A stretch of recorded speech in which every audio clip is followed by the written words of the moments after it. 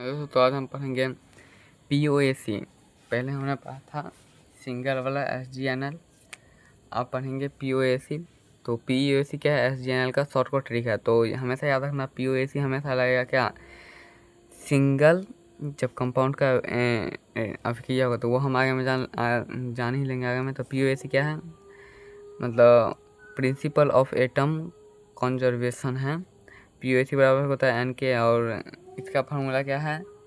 मोल में हम क्या करते हैं, जो निकालना हो तो जैसे नाइट्रोजन का निकालना है तो 2 × N2 कर देंगे, बराबर में 1 गुने NH3। जैसे कोई अभिक्रिया लिखा हुआ है तो हम सीधा उसके मोल्स को N से गुना कर देंगे तो हमें निकल जाएगा। जैसे 2 × WN2 मोलर मास N2 है, बराबर में 1 गुने CnH3। तो वही है कुछ, मतलब 8.5, मतलब यही कोई ये तरीका से बनाया है। तो हमें NH3 यहाँ पे दिया हुआ है, N2 भरते NH3 का है। हमें लिमिटिंग रिएजेंट सब में निकालना पड़ेगा, उसके बाद हम निकाल सकते हैं। लिमिटिंग रिएजेंट हमें इसमें निकालनी है। इसके बाद N2 और NH3 है, तो हम इसको POAC पर बैठाएंगे तो क्या होगा? N2 का क्या होगा? 2 × मोल कितना हुआ है उसका?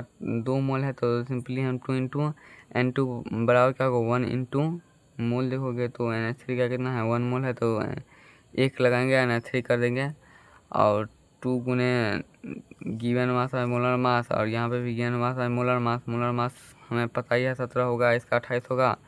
कैलकुलेट किया तो 8.5 का नाम आ गया आंसर। अब कुछ जो जरूरी याद रखना है, N2 और 3H2 बराबर 2NH3 बना है ना। तो POAC तो हम पता है नाइट्रोजन निकालेंगे, क्योंकि लिमिटेड नाइट्रोजन ही है। तो हम इसको N बराबर मोल बराबर क्या होता है? गिवन मास और मोलर मास, एटम का मतलब मॉलिक्यूल का नंबर, और Na मतलब 0.66 गुने 10 के बराबर 23, और वॉल्यूम बटा 22.4 हो जाएगा। तो ये तो पता है, मोल का फार्मूला है। और 2 × N2 बराबर 1 गुने NH3। तो POAC क्या होगा? हाइड्रोजन। मतलब ये फार्मूला है यार, मतलब फार्मूला क्या है यार? N2 पर बैठा दिए हैं तो वही हो गया। N से सिंपली गुना कर दिए हैं, मोल है उससे हम गुना कर दिया है। तो POAC अगर हाइड्रोजन पे लगाया जाए तो क्या होगा? हाइड्रोजन को हम गुना कर देंगे यहाँ पे।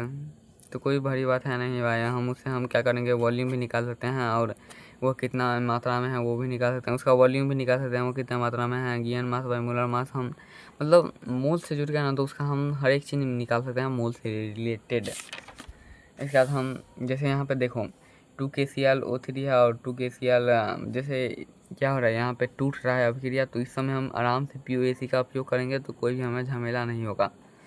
तो जैसे 2 × KClO3 है, और जो 2KCl और O2 में टूट गया है, तो POAC KClO है। तो POAC हमें K का निकालना है, तो मोल देखोगे तो 1 है, तो 1 गुने N KClO3 लिखेंगे, और अगला में K कौन में है? इसमें है, तो लिखेंगे 1 गुने N KCl। इसके बाद POAC क्लोरीन का लिखेंगे, तो क्लोरीन का सॉरी, यहाँ पे अगर देखो KClO3 2 में है तो 2 लिखना पड़ेगा ना।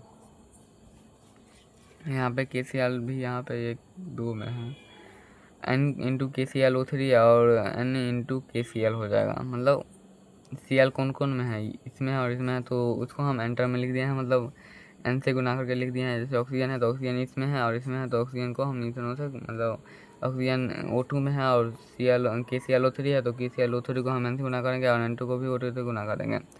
जैसे CCH14 + 19/2 O2 और 16 CO2 + 7 NH2O है।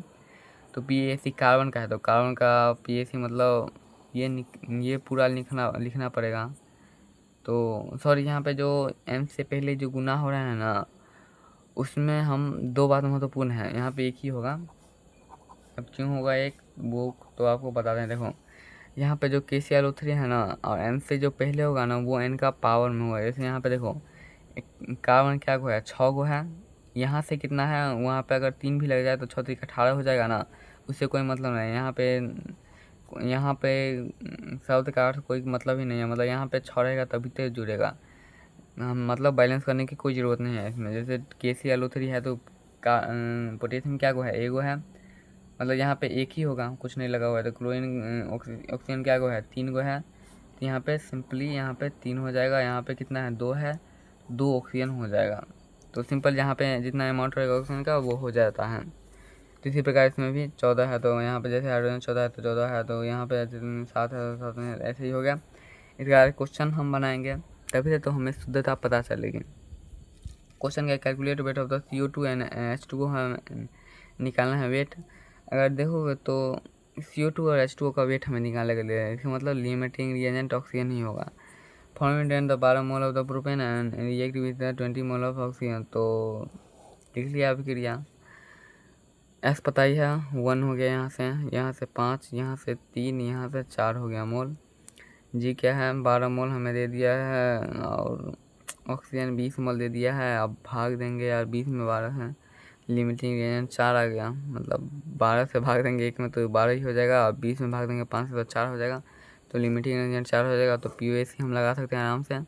तो ऑक्सीजन पे लगाएंगे तो ऑक्सीजन कितना है, 2 है, तो 2 इंटू NO2 बराबर 2 यहाँ पे देखोगे तो ऑक्सीजन कितना है, 2 है, तो 2 इंटू यहाँ पे 3 है, तो हम उसका कोई महत्व नहीं रहेगा इसमें।